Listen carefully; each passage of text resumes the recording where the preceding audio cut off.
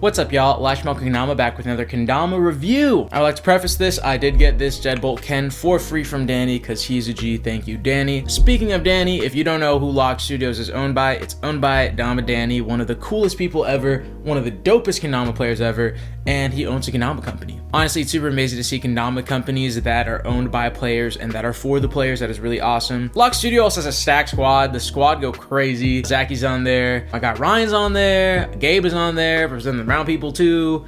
Yeah, stack team is crazy as heck. Oh, how could I? Grayson is on there too. How could?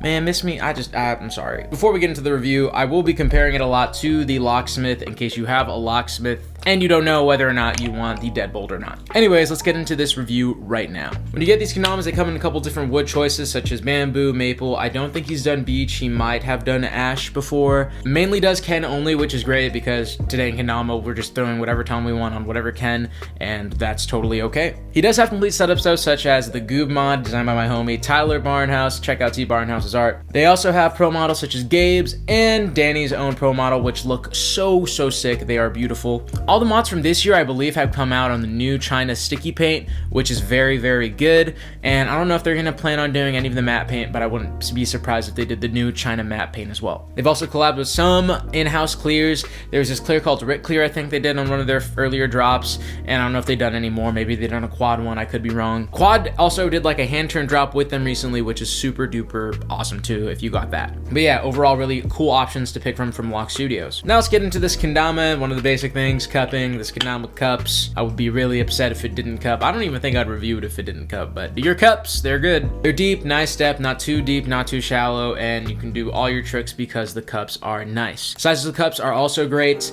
They're a little bit bigger all around. When it comes to the big cup engulfed, the small cup Locksmith gets engulfed, and the base cup is only a tad bit. It doesn't go inside at all, but they do kind of seem similar, but I do believe the inner diameter of the cup itself is a little bit bigger. Also, these cups, the rims on the old Locksmith are a little bit flatter as compared to the new one, which they are still flat, but they are more on the sharper side of things, which they will ding into themselves a little bit more because of this, but I haven't had any like really big issues with that. That's just something that happens with Kendamas. Let's start out with lighthouses. Lighthouses are one of the coolest tricks to do on this Kendama because of how the base cup is. The base cup is chunky, and because this is kind of weighted with the cups, so the cups are kind of leading during flips, it feels really good. You're prepared to land that lighthouse when you see that base cup come towards you. The ring stall is also like pretty like thick and durable, so like when you do instas, they feel super stable, and it just feels very bottomed out when you're doing your lighthouses. It feels very stable. When it comes to your lunars, this thing is a lunar machine. It is kind of crazy. Even though this is kind of like a chunkier shape, it feels a lot more elegant than something that's chunky like the Jet. I know it's bamboo, so it's gonna be lighter, but it just feels a lot more softer. Like the slaps don't feel aggressive. They feel a lot more elegant and soft when you do land a lunar. So with this light bamboo setup, I'm whipping those lunars, those trips. All those multiples feel great. Trays feel great. They're all awesome, and that is due to the bigger cups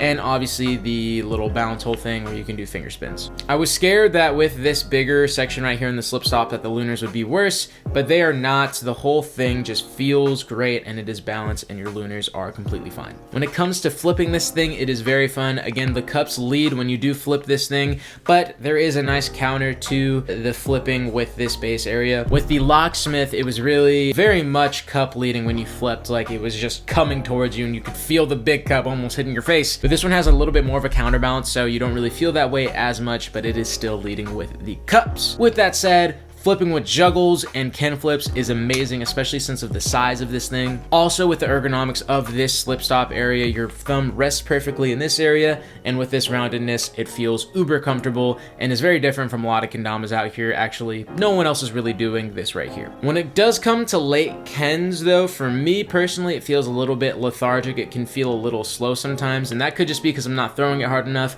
but I think it does have to do with it just being a little bit bigger in general, where with this thing you would late Ken and it would go forever. So not a good or bad thing, kind of just a playing thing you need to adjust to. When it comes to the stall points, they are a little bit wider, like the slightest bit wider than the Locksmith, which make it really nice. They sit on there very well. Unfortunately, when I was playing this though, it's a bamboo and bamboo setup. I personally don't like it for stalls, so I was struggling when I was playing with it. Not the Kendama's fault, just the wood choices I picked. But the slight curve in this area right here on the bird stalls and the nightingale stall point are very great for stalls. Underbirds also lock in, especially with this area right here. It's not gonna lock in as if it was like a hooked area where you could do this, because you can't really do that trick on this kendama, but it rests very nicely because of the way this is shaped and the ergonomics of it. Whether or not you believe that it not being able to hook is a downside or not, it's not really something you see in comp, so it doesn't really matter too much, at least in my opinion. When it comes to the ring stall and the handle stall, this ring stall hasn't been my favorite ring stall just for a few reasons. So the contact point from right here is really good, but the contact point from here and here, not as stable, at least in my opinion. So like when you rock it this way, it doesn't really feel that stable, but when you rock it this way, it feels fine. So if you're having trouble with when it falls like towards you, when you're holding it like this, it doesn't really like lock in or anything like that. But in trade for this ergonomic thing right here, I don't really care, to be honest. The handle saw something they actually improved on from the Locksmith. This one had like a steeper handle saw dip and then a little bit of a curve before it dips. This one has a lot less steep of a dip, still keeps that curve, but it's also wider, so you're getting a lot more contact on your handle saws, and they just feel way better than the Locksmith, in my opinion. When it comes to taps on this thing is a tap monster, and this is a bamboo Ken. I can rip 3s to 4s on this pretty okay, and I had to try a maple one just so I could see that the taps were better, and it is way better on the maple one, 100%. I don't own one, so I can't show you, but I played maple ones, and taps rips on that, and this is a bamboo shape, and bamboo doesn't really tap, so the fact that it can even, do a 3 is pretty good. I will say the taps are pretty aggressive though, like on the maple specifically. The bamboo, it's a little bit lighter, but on the maple, like, it'll like come back at you really like hard. Adjust for that, but it is pretty aggressive when it's flipping back and forth this way because of just how flippy this kendama is. It's very interesting. Late Kens don't flip fast, but the taps do flip really fast, so just keep that in mind. When it comes to gunslingers on this kendama does it pretty okay. Yeah, so you can sling it pretty fast and comfortably, but when you try to do it slow, it feels like lates. That's good enough because you can still rip 3s and 4s, and for a kendama that lunars like this, ripping a 3 and 4 is good enough in my opinion. It's a very good overall kendama, and it really can do all these tricks well. It really does excel in lunars while still keeping the gunslingers and flipping all intact. So very good design choices by Danny on this one right here. A couple different features that I feel like I should point out that aren't necessarily good or bad things, just unique to this kendama, is the bullet tip spike. I think Sweet's kendama did this before, but I haven't really seen a lot of people do this anymore. It's nice, it's more durable than a sharpened spike, at least in my opinion. Another unique thing is the slope right here. So the taper on the upper part of the swords are pretty much the same, but this one has more of a flare out, and I think that's just to keep the weight distribution the same with these wider cups. Because these cups are a little bit wider, thicken just this area while keeping the in-hand feeling was a very nice call. Keeping it, true to the Locksmith and being, a step above the Locksmith in some regards, while, keeping it very wieldy and stuff is awesome, and keeping big cups, which is a very hard thing to do. Overall, compared to the Locksmith, cups are wider, cups are bigger, the bird stalls are a little bit wider as well, slightly. Again, this area is different, and the base cup is a bit different, obviously being an upgrade to the Locksmith, although I really feel like they're different shapes. This one is very, very elegant in the way it plays. It's very technical in the way it plays as well. This one is pretty chunky, but not like the jet chunky. It still keeps the elegance from the Locksmith, and it doesn't really slap like a jet or anything like that. Big shapes are fun to juggle and can flip though, which is great. But if you don't like a bigger shapes, maybe just stick with the Locksmith. But I'm gonna be honest, everyone's gonna need at least one of these in their collection because that's just how good it is. Another feature that's on here is the string holes. You could string it up there. It's usable, it's doable. I've done it once on a Locksmith and I didn't really keep it there too long. It's interesting if you want to do different pull-ups, but that's about it. Not a good thing or bad thing, but a fun option. Now, when it comes to whether I would suggest this for every comp or not, I do suggest it for every single comp. With speed ladder specifically, if you like the in-hand feeling and don't feel like you're getting slowed down by kind of a bigger shape, then definitely go for it. But I can see where people might not want this for speed ladders just because of how much, it just feels a little bit more chunkier than most kendamas. Freestyle, again, I listed that it's great for every trick, and it is great for every trick. When it comes to spam combos like taps, juggles, Ken flips, and all that, to your lighthouses and your lunars,